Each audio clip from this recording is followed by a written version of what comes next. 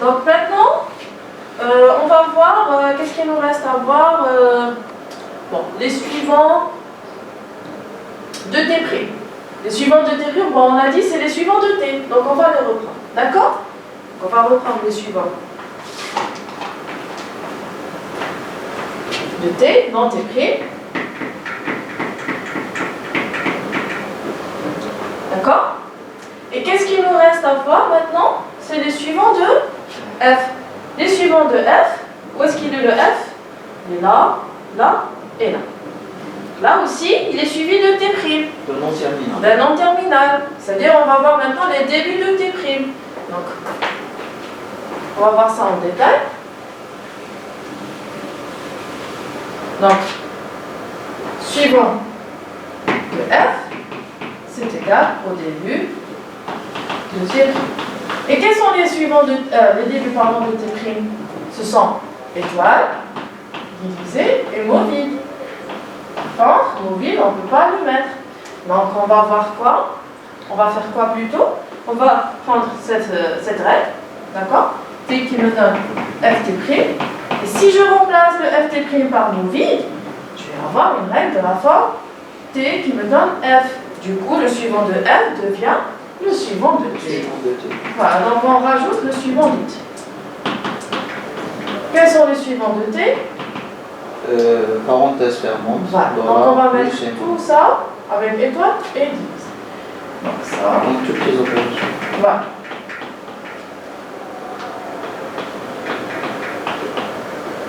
Très bien. C'est clair? C'est bon. Voilà. Donc, une fois qu'on a calculé les débuts, les suivants,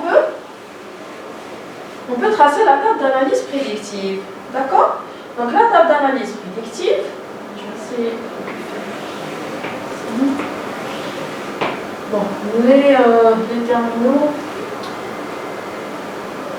Bon, regardez, je vais effacer ça, mais la grammaire, elle sera projetée, d'accord? Oui, elle est toujours dans la fiche. C'est pour qu'on puisse regarder en même temps. Donc, la grammaire, la nouvelle grammaire.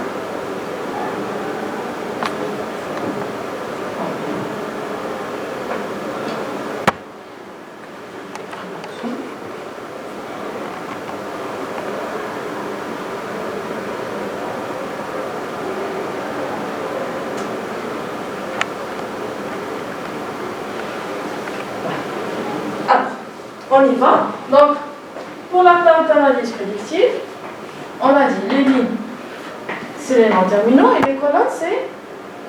Pardon, l'inverse. D'accord? Donc, on va prendre. Donc, on a E, écrit, T, écrit, F et dollar.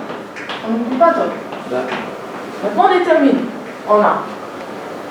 Parenthèse. Non, pas. Je préfère inverser, d'accord? Bon, quoique vous pouvez faire ça, hein, c'est pas faux. Mais comme on s'est habitué à faire l'inverse, donc il vaut mieux garder la même méthode. Donc, parenthèse ouvrante, parenthèse fermante, plus, moins, le ID. Ah, j'ai pas encore mis étoile, bon, je vais pas avoir de place, je vais essayer de. Étoile, d'accord? Divisé, ID et dollar. D'accord? Maintenant, les non terminaux. E, T, T' et F.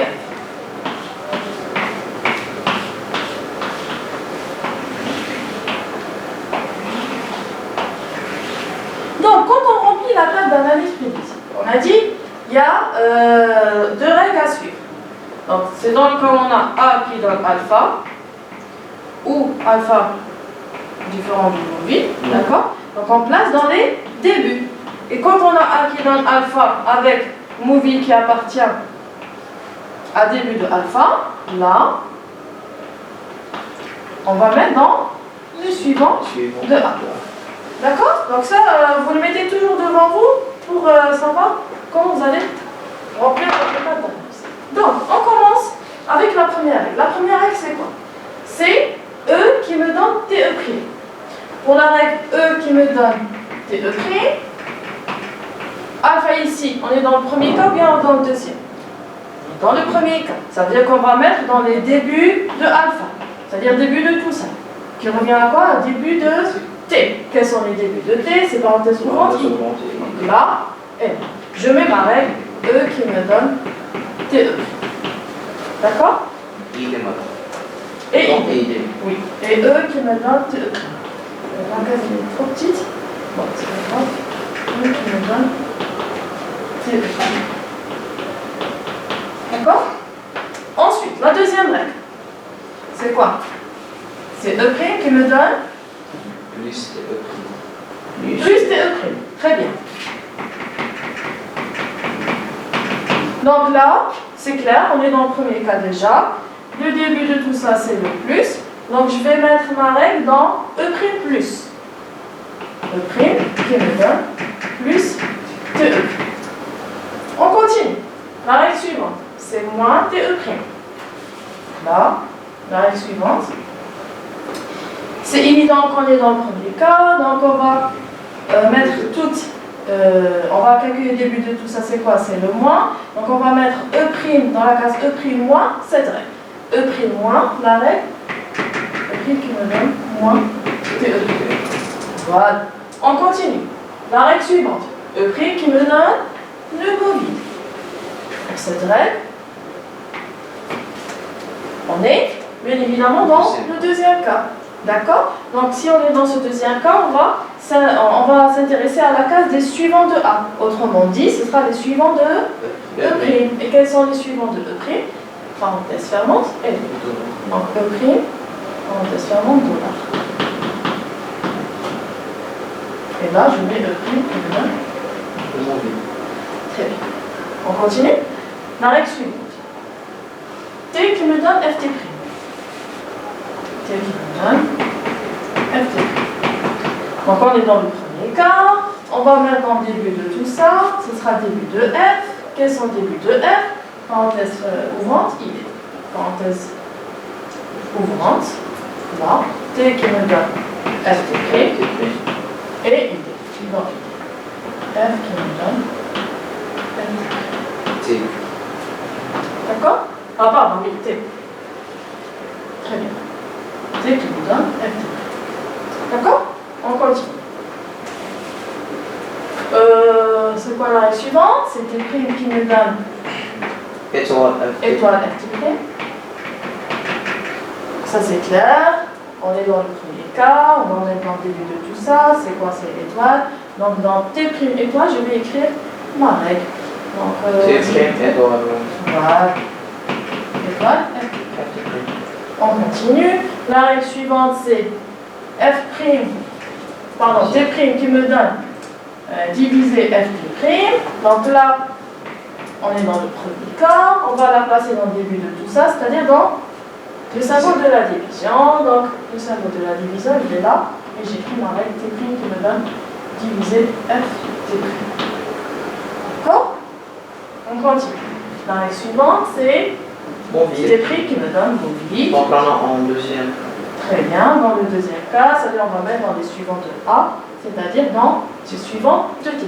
Quels sont les suivants de T'? Il faut bien parenthèse fermante. Dans plus, moins et l'autre. Donc dans toutes ces cases, je mets ma règle T' qui me donne mon vide.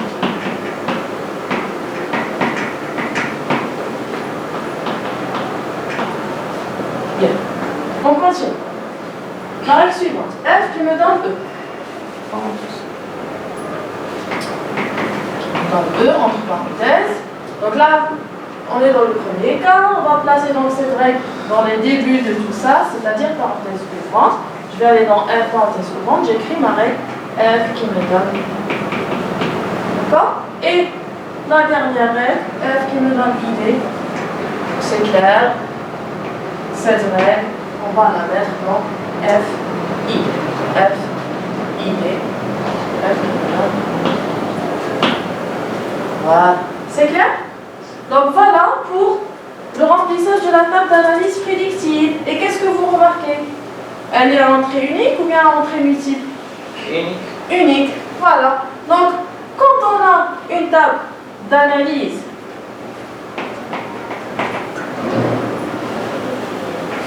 à entrée unique, donc automatiquement la grammaire G est forcément LL.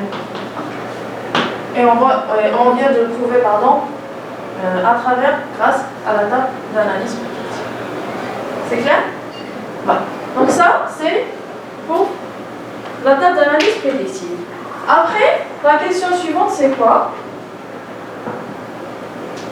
La question suivante, on nous demande d'expliciter le comportement de l'analyseur sur la chaîne suivante. ID plus ID fois ID. Donc, on va garder donc, sur le tableau la table d'analyse, d'accord? Et on fera l'analyse de la chaîne à côté. Alors, je vais effacer ça.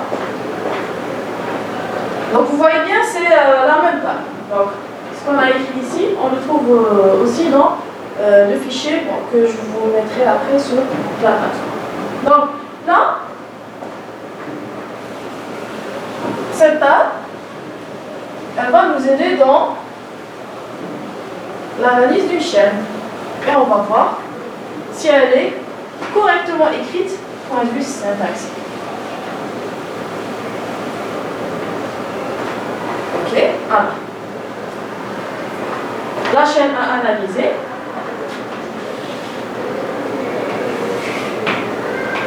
On dresse un tableau dans lequel on met chaîne, l'état de la pile et les différentes dérivations ou bien les sorties retenues. Donc, la chaîne, on a dit c'est ID. ID Plus ID fois ID. D'accord. Et on n'oublie pas de rajouter le dollar à la fin. Et dans la pile, on va mettre quoi? Oui, toujours. Toujours. Oui. Dans l'analyse syntaxique, on utilise toujours le dollar. Ça nous permet de signaler la fin d'une analyse. D'accord? Donc là, c'est bon pour la chaîne. Et pour la pile, on met toujours l'action dollar. Donc l'action ici, c'est quoi? C'est le E. D'accord? Donc on met E, dollar. Bien. Alors, on va chercher donc, dans les deux parties gauche de la pile et de la chaîne. La case E, ID. Ça correspond à quoi? E avec ID. Ça correspond à cette règle. Donc je vais l'écrire. E qui me donne T'. Je remplace dans la pile. Et dans la chaîne, rien n'a changé.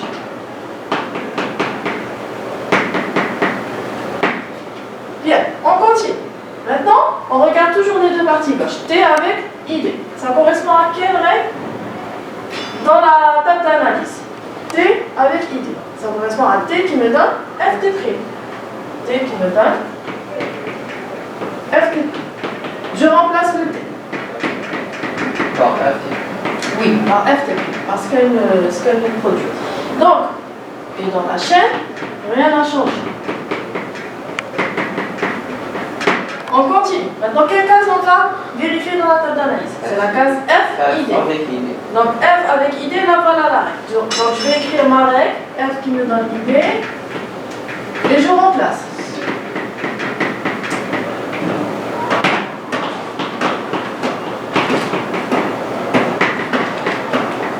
Alors là, il faut faire attention. Il y a une remarque à faire. Dans les deux parties gauche, on a ID. Ça veut dire quoi? Ça veut dire qu'on vient de reconnaître le premier token qui compose ma chaîne. Donc, une fois reconnu, c'est bon, on va le dépiler et on va analyser la suite. Analyser la suite, ça veut dire on va voir la case T' avec plus. T' avec plus. Là, voilà, c'est T' qui me donne mon vide. Donc, je remplace T' qui me donne mon vide. Donc, ça me donne ça. D'accord? Et dans la chaîne, je garde la suite. Maintenant, quelle case je vais regarder? E' avec le plus. E' avec le plus. ça correspond à quoi? Ça correspond à cette règle. C'est E' qui me donne plus TE'. J'écris ma règle.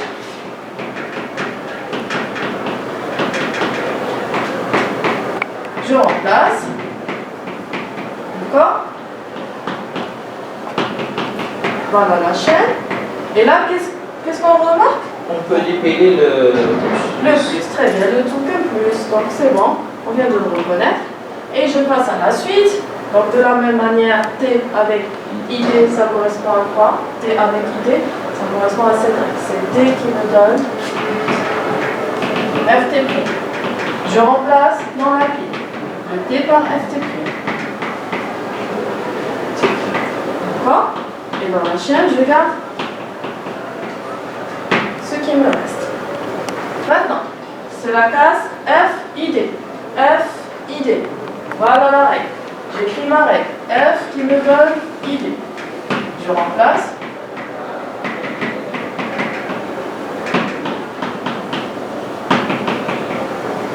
Donc là, ID et ID va aussi être reconnu. Je continue. T' avec étoile. T' avec étoile. Voilà ma règle. C'est T' qui me donne étoile FT'. Je remplace dans la pile. J'aurai à la place de T', étoile FT'. D'accord? Et là, qu'est-ce qu'on remarque? Il y a étoile qui va voilà, être revenue. Je continue. F avec ID correspond à quoi? Voilà la règle. C'est F qui me donne ID. Je remplace.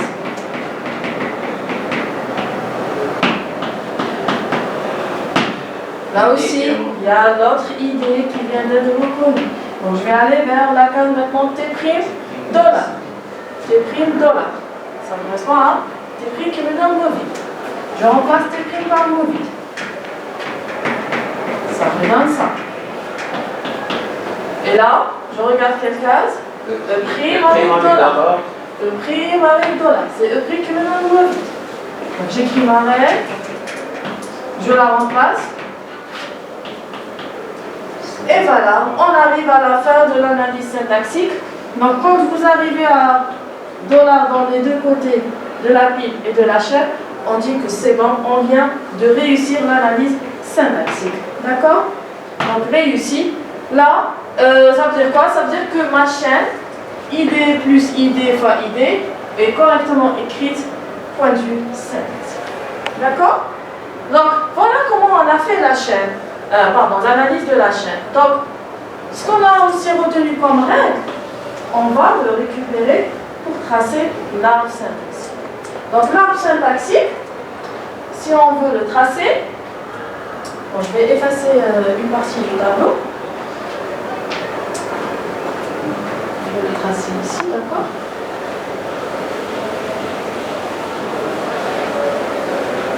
Pour l'arbre syntaxique, donc, on a dit, comme c'est une analyse syntaxique descendante, ça va se construire de la racine jusqu'au feuille. D'accord? Et de gauche à droite. Donc là, on aura E qui me donne T'. On prend dans l'ordre des règles. T qui me donne F', F qui me donne ID, T' qui me donne mobile, E' qui me donne plus T', T qui me donne F'. F qui me donne ID. Je continue. T' qui me donne étoile.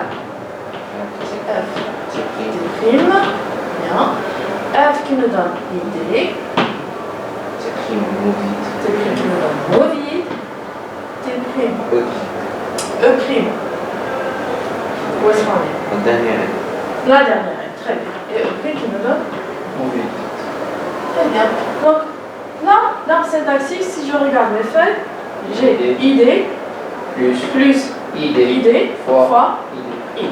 Voilà. Donc, cet arbre syntaxique, c'est celui de la chaîne qu'on vient d'analyser. C'est clair? Voilà. Donc, c'est bon. Ça, c'était l'exemple de l'analyse syntaxique descendante. Oui. Non, c'est-à-dire on a repris ce que voulait dire les grammaires ALENA. Bon, on a fait l'analyse syntaxique descendante. Mais on n'a pas vu ce que c'était que les grammaires LL1 et quelles sont les conditions qu'elle devait vérifier pour dire qu'elle est LL1. D'accord? Donc c'est ce qu'on a vu ici à travers cet exemple. Dans cet exemple, on avait une grammaire qui n'était pas LL1 au début. Pourquoi? Parce qu'elle était ambiguë et récursive à gauche. Donc on a enlevé l'ambiguïté en redéfinissant les règles. Et on a enlevé la récursivité à gauche en suivant, bien évidemment, la méthode à suivre. D'accord? Et pour la factorisation, bon, il n'y avait pas de factorisation à faire. Ensuite, on a tracé la table d'analyse. On a trouvé qu'elle était à entrée unique. Donc, on vient de vérifier qu'elle était réellement. C'est clair? C'est clair. Voilà. Donc, c'est bon pour cet exemple. Je vous remercie.